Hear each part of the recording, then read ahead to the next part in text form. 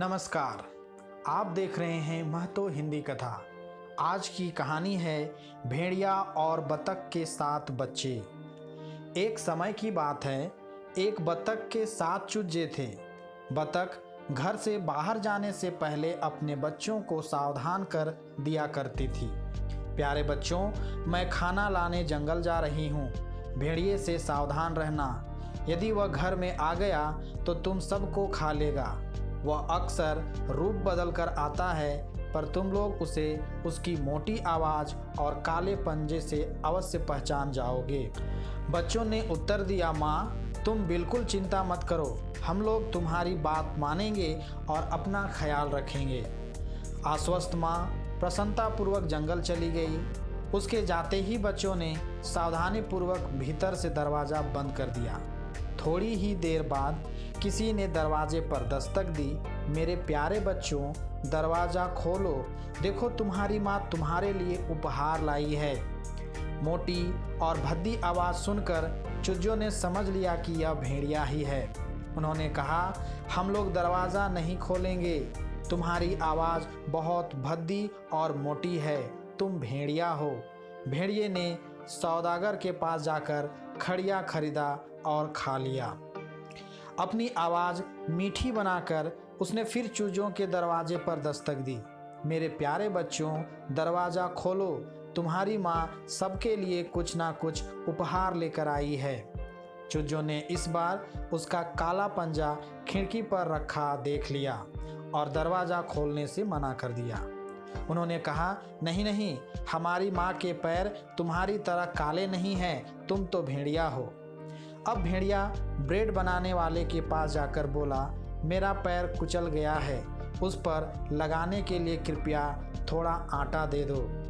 Bread बनाने वाले को दया आ गई, उसने आटा दे दिया।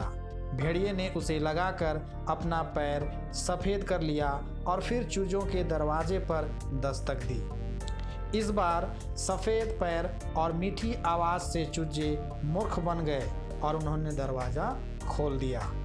भेड़िए को देखते ही भयभीत होकर सब इधर उधर भागे। कोई बिस्तर के नीचे, कोई टेबल के नीचे, कोई रसोई घर में, तो कोई घड़ी के भीतर छिप गया। भेड़िया उन्हें पकड़ पकड़ कर चट कर गया।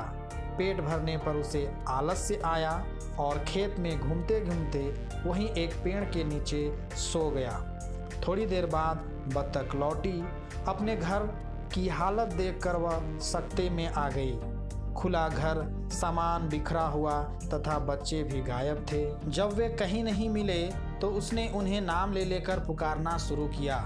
अचानक उसे एक धीमी सी आवाज़ सुनाई दी, माँ मैं यहाँ घड़ी की भीतर हूँ। बतख ने उसे घड़ी में से बाहर निकाला और उससे सारी बातें सुनी।